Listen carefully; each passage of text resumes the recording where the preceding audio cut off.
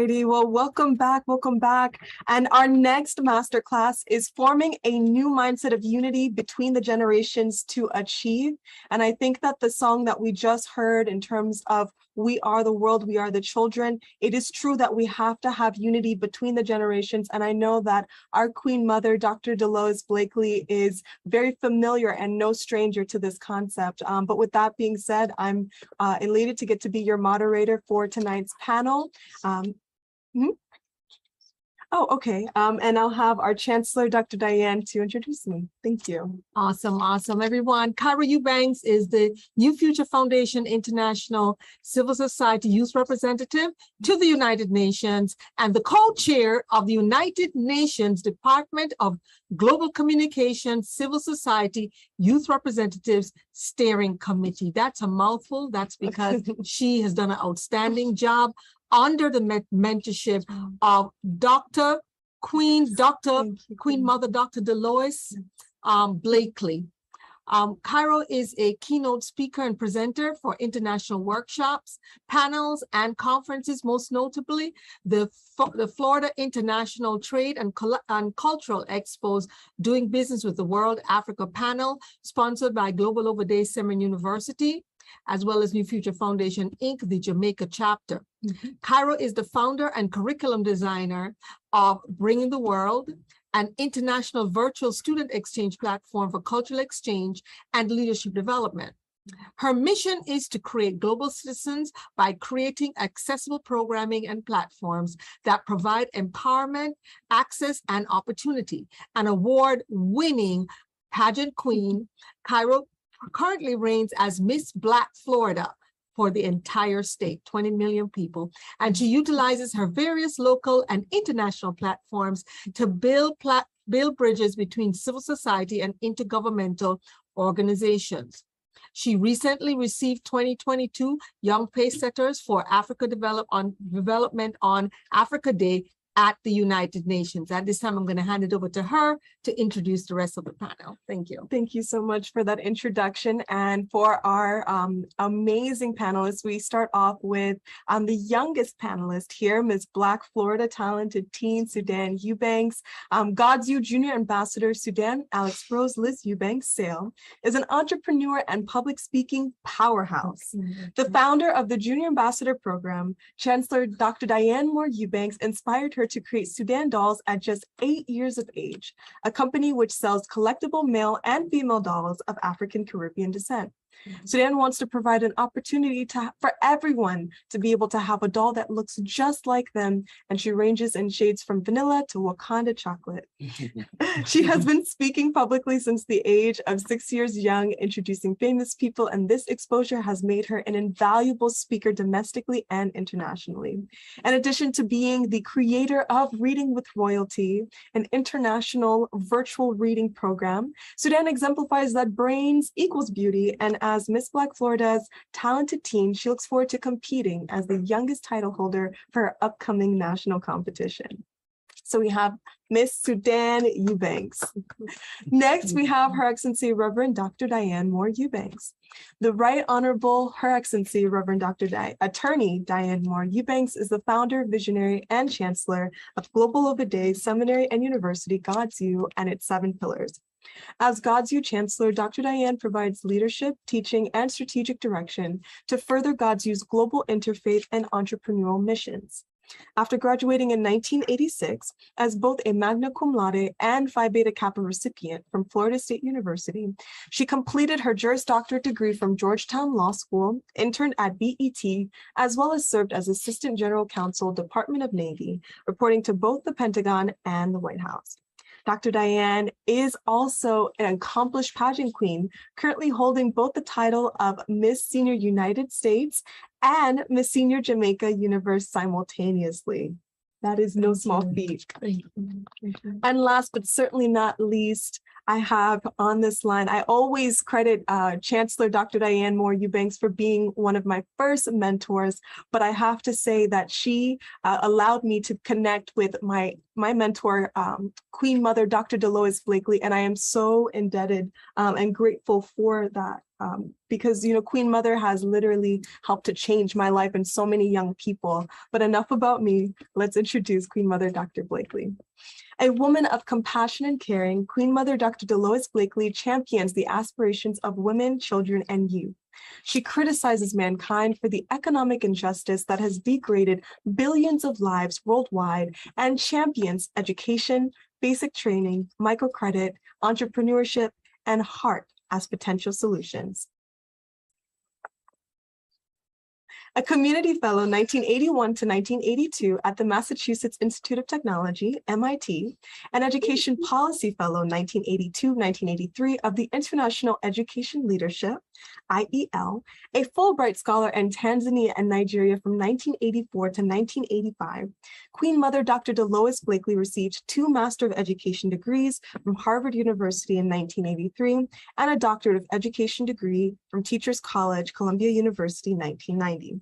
She graduated from the Franciscan Handmaids of Mary College in 1965 with a Bachelor of Science degree in Religious Studies. She has published scholarly and popular books and articles on self-reliance, education, recreation, and culture. Queen Mother, it is always truly an honor being able to speak with you and to have you here.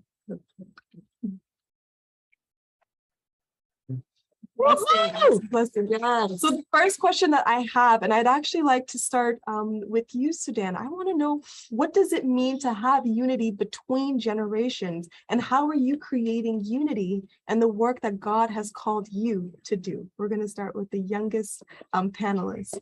Okay, well, that's such an interesting question. Unity between generations means, you know, understanding of each other, because although, you know, in my family personally, we all kind of come from different generations. There's me, I'm Gen Z, and then there's also millennial and even baby boomer, but we all kind of respect each other, as, you know, we grew up in different worlds and we're able to come to an understanding of each other truly. And then I would say, for how I'm creating unity and the work that God has called me to do, with my nonprofit Reading with Royalty, it allows for all volunteers, no matter their age, to be able to come together and virtually read to children in hospitals. And so far, I've had 500 volunteers from all 50 United States, 2 US territories, and 5 countries: Canada, Australia, Greece, England, and the Netherlands. And out of those 500 volunteers, there's been volunteers from different age groups. I've had people that volunteer as part of their retirement home group, sweet elderly ladies from 60s to 70s, and even little kids. There was a 6th grader that emailed me and was like, I really want to read to kids in hospitals. And we made that possible for him. Even babies. There was a baby that read with her mom for the kids. And it was so the cutest thing ever. She read Hungry, Hungry Caterpillar, and I have to say that's one of my favorites. So it's just great seeing a project that everybody from all walks of life, all cultures, no matter what language they speak. We've had people speak in even Dutch, Spanish, and read and translate it. So, you know, from all walks of life, all ages, all backgrounds, be able to come together and add to a community organization. Thank you. That was so well said. How old are you again? And you know, it's funny because the next panel, we talk a lot about mentorship, and I feel as though there's a misconception that mentorship only happens in one way, that oftentimes it's a younger person being mentored by someone older. But what I've learned is that there's so many ways in which Sudan has mentored me, especially in different perspectives. And so it's really important to have that sort of unity, because you have different voices that can add to the collective. Thank you so much for sharing your thoughts. And I'd now like to ask Chancellor Dr. Diane the same question. What does it mean to have unity between the generations? Well, I would say that unity within the generations have actually kept me young. I actually aged backwards once I had Sudan. I had Sudan at almost 45 years old, and I have regressed in age ever since, because when you're dealing with young people, and Queen Mother, she knows this. Yes, she does. She has all these little young people running behind her. Including me. Yes, and because of that, if people are running with you, you know what? You try to keep up, and it makes you better. It makes you stronger. It makes you faster. I can never forget I was going into my first pageant, which was inspired by my girls because they'd been doing pageants and it was during the COVID and there was nothing else to do. And they threw my name in there and I was shocked that I was chosen. I went to Vegas and won Miss Senior Universe, Miss Senior USA, because I've never been one to focus on the external. Like Queen Mother, we always focus on the internal, what's in our hearts, because we know that that's what, you know, long-term outside will change. And this little young lady here, I had sent her and Her Excellency Cairo to beauty school so they could learn how to do their own makeup so they'll be fine. She turned around and she taught me to do my makeup. So And she looks absolutely amazing. Doesn't she look Oh my amazing? goodness. Yes, she In does. person too. I was like, Mom, you did that by yourself? She looks really good. well, that's why you hook up with the young people, right, Queen Mother? Because they will teach you, they will give you tools that normally your generation does not have. The other thing is my cell phone. You talk about unity with generation, they taught me how to use my cell phone. They taught me a little bit I know about computers, but I'm a master at this. They've taught me this. So what does it mean to have unity between generations? It means having respect. I have never, ever said to any of my children, you're too young to teach me. Who do you think, you know, you are? Do you know how old I am? I never do that because everybody has something to offer. In fact, Dr. Willis reminds me of that daily. If I ever, start believing the stuff they say to me in my bio, if my head ever starts getting full, he says, no, always keep it humble. Always remember that no one is beyond reproach. Always be open to learning from others. And so that's what I think unity between the generations is, giving mutual respect and learning from each other. And we can create more unity by not looking at somebody's age, but looking at what they have to contribute. So, yeah. Thank you so much, Chancellor, for saying that. And there are a few points that I would like to touch on and the next question that we have. But last but certainly not least, Queen Mother, please answer the same question. What does it mean to have unity between the generations? You see, you young people ahead of me, Queen Mother still have her phone. I love my phone, and it is the rotary phone. I'm really not into a cell phone. And if they ever take this rotary phone away from Queen Mother, she's gonna kick and scream. So I still have my landline. Queen Mother, enjoy the unity amongst us, because Queen Mother first need you. There are things that you have in terms of tools. Queen Mother have never had those tools, and some kind of way she's not looking for those tools. Queen Mother just love her 5 senses. I love to talk on the phone, and everybody telling me to get in the chat room. Chat room to do what with a cell phone? No, I want to speak to you on the phone. And so with us compromising each other in just our learning style of using tools in our lives, that is unifying us. Because what are we doing? Basically sharing. What you know, you're going to share with me, and what I know, I'm going to share with you. So we both is in a learning mode and saying none of us know it all. And that's the beauty of unification. Because if you knew it all, then what unification you need but another? Unification meaning you need each other. And so that's what Queen Mother feeds on, and love about young people. I can't wait to meet them. I can't wait to tell them something. I can't wait to talk or hear them or smell them even. So Queen Mother, enjoy them. And that's a part of intergeneration. And that's a part of unifying each other. Each one bring gifts to the table. And then what do? We share those gifts. And that's how we negotiate our life skills with each other and enjoy each other. At the end of the day, we laugh at each other, because what have we done? We made each other happy in order to have laughed at each other. And so that is the unification that we have one to another.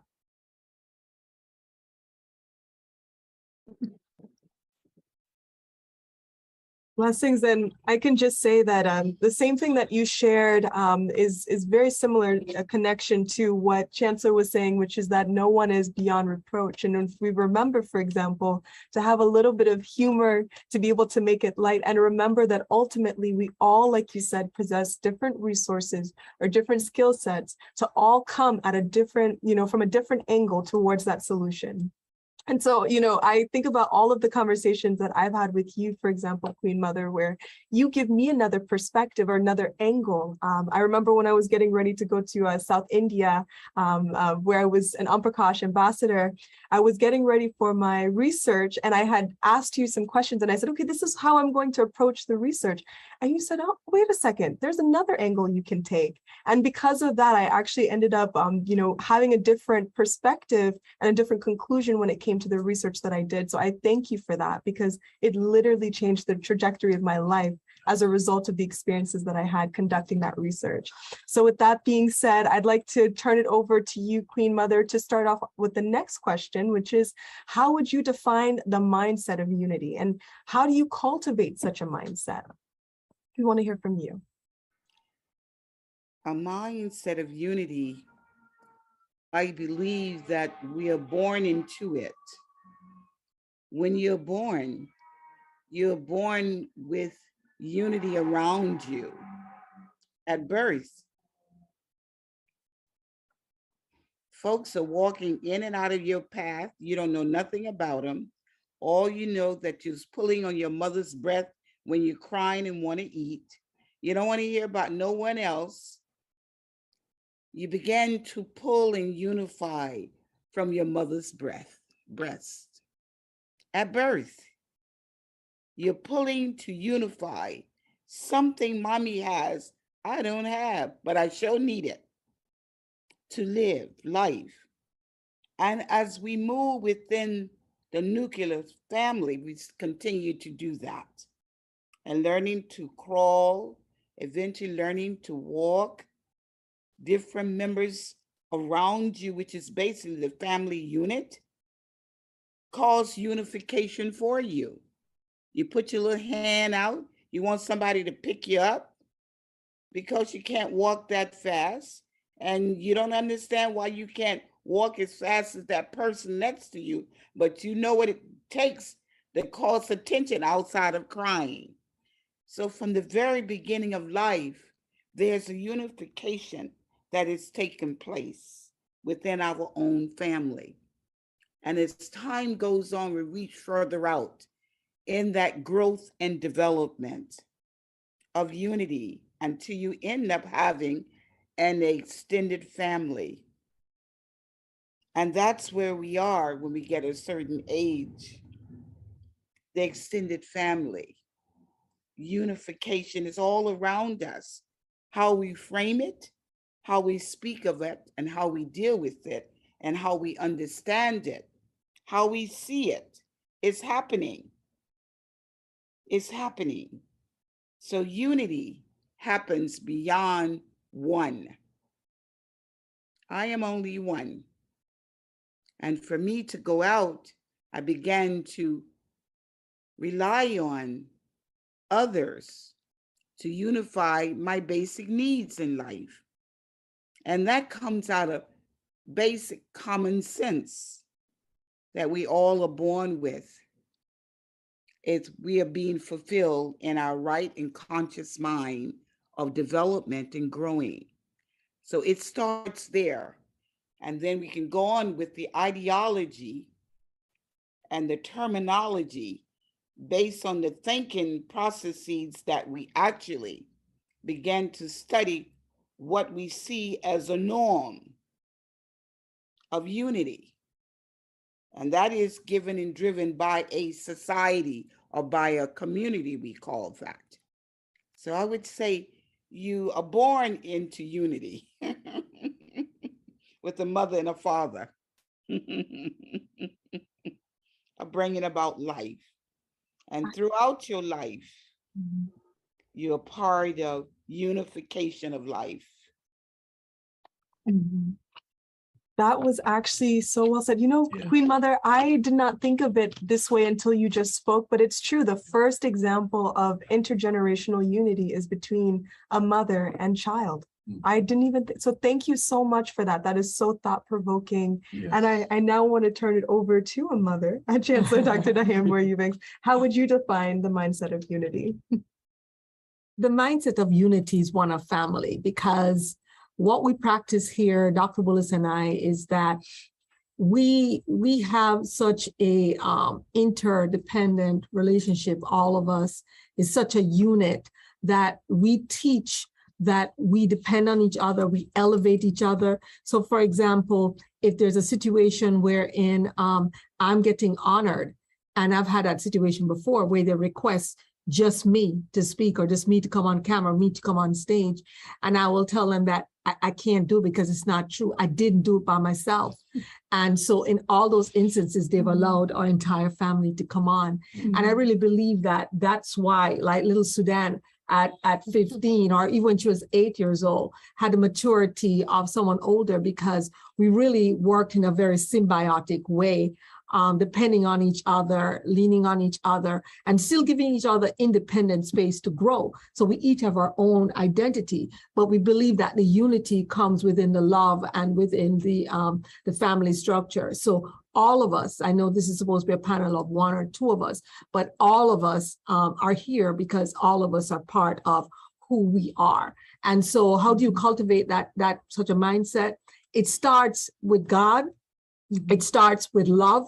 And once you have that vertical relationship of unity with God, your mind and God together, then it's easier then to do the horizontal part and then extend it to others, including the family. So people will look at us and say, oh, they're so perfect. Oh no, we fuss, fight, disagree, whatever. But I would say that at the end of the day, we all move in love. We all move in unity. Anyone here can call on the other one because we all have different skill sets. That's one thing that God told me based on learning from my father, is that whatever someone likes to do, whatever is someone's passion, allow them. We have all these various divisions, but Her Excellency Cairo decided, you know what? I love the UN part of everything we do, and I love the June ambassador part of what we do. And look what she's done with it. Queen Mother, you at 53 years in the UN, you have taken her in the UN. And in fact, when you are out in the UK representing the United Nations, you had her to represent you at the UN. She took the mic and she rocked it. People are like, hold on, is Queen Mother in the room? Well, what's going on? Because they could feel your spirit through her because you've mentored her. So the unity comes from love. The unity comes from mentorship. The unity comes from pulling back on the ego and really trying to elevate others, because as those people are elevated, what did Queen Mother do then? Pull the young ones with her. Pull me. I pull Her Excellency Cairo. I pull her Sudan, Dakar, Dr. Willis, and then Queen Mother fell in love with all of us and then pull all of us together. So, and that's what we do. With the unity, it comes from the love, comes from the family, comes from the God relationship, and then it comes from the interdependency where we help each other. So that's mine. Okay, I just wanted to jump in. Hip Hop Queen Mother, that's what we do. What's up? And saying that keep in mind with one beat, God is unity. God is one. And I think that it's important, a part of that narrative, as we begin to look at it from a terminology of explaining what is unity. Unity is one, and God is one. So well said. Yes, and I do think that ties in very well with what Chancellor just shared in terms of focusing on the vertical, your connection with God, because once you realize, for example, that God is unity and that God is in each and every one of us, that is what unifies us all. We may look differently, we may have a different faith, a different culture, but ultimately the essence of what makes us human is what connects and ties us all together to create one collective force. So thank you so much, Queen Mother, as well as Chancellor Dr. Diane, for sharing that. That was very insightful to share. And then last but certainly not least, Sudan, I'd love to get your perspective. Oh, for sure. Like what I was like what I was saying in the first question, when it was saying what does it mean to have unity between the generations, I was saying a deep level of understanding. You know, you might not have to agree, but just understanding the issues, the difference in issues that older generations might have had, you know, against younger generations. For example, with the introduction of social media for young girls specifically, social media, magazines, tabloids, we see that actually from a study done in 2014 that 70% of young teen girls are unhappy with how they look in their bodies, their face, their hair, whatever. And that by young teens, I mean 13 to 15-year-old girls, so my age. And that number goes up to around the 80s by the time that they're 16 to 17 years old. So there's a difference in issues that are affecting, you know, young people, teenagers, you know, Gen Z to millennial, and problems that are affecting those that are baby boomers or Generation X. And having an understanding of those issues like body dysmorphia, self-esteem issues, cyberbullying, where bullying doesn't stop at the school, it goes to your home, it goes to wherever you are. And the pressure and the stress of school, how you look, popularity, the weight of opinions from your family or your peers, how those can get to our young girls. And we have to realize those are affecting them on such a large scale that older generations have to understand it and help as well. Because part of it is stress from all of those, like I said, and I'm so glad to be able to be speaking about how stress is affecting not just teens, but specifically young teen girls at the Youth Leader Institute at Nova Southeastern later this month. So I'll be going more. Yeah. Again. So I can actually, it's for the Broward Youth Coalition. So just talking about stress and how those problems are affecting us mainly. I see it it's literally not just a statistic. Like I can see it in my friends. I've seen it in my friends and I've heard their stories and what they've been going through. And this was in 7th and 8th grade. So mind you, those girls were 11, 12, at most 13 years old. They haven't even graduated 8th grade yet. So we really have to just hone in on those and remember that we're not just mentoring them, you know, maybe financially or business wise, but wellness, health and wellness, all aspects of their life on how they can be a better young woman. So thank you. That was incredibly well said, Sudan. So eloquently and articulately stated. And I think that is actually a fantastic way to close this panel. I know that there's so much. Yet, don't close it, Queen Mother. I have to say something now. I'm the hip hop Queen Mother. Oh, absolutely, Queen Mother. Sudan, you got it going on. Yes. And peer, that's what you're speaking of, is peer mentoring. And peer mentoring is real. Because they may not listen to Queen Mother over 80 years old when she hipping and hopping, but then they see you looking like them and reflecting like them. They want to talk to you. And if you are the one who is mentoring or caring for your peers, your equals, your kind, then you're going to guide them too. You say, no, my mama told me I better not do it. I'm going to tell you not to do it either. Do you understand? Did your mama tell you not to do that? Why are you doing that when the teacher told us not to do that? You can mentor them. Yes, peer mentoring is very, very important in life because we all done it with each other. And especially with our friends and those that we care about. So Queen Mother just wanted to jump in. Peace upon you. Don't forget to hit Queen Mother by calling her. Blessings upon you. Peace, Sudan. Love Thank you so much, Queen Mother. Thank you. Blessings. Can I say Beautiful. something in Oh, 30 seconds? or less? Yes, yes, go ahead, Dr. Willis. You know, you guys are carrying on very well with this. I have taken some internal notes. I'm learning. I want to thank all of you. I just wanted to echo what Queen Mother said about peer mentoring. You know, it brings me even emotional when I think about Sudan.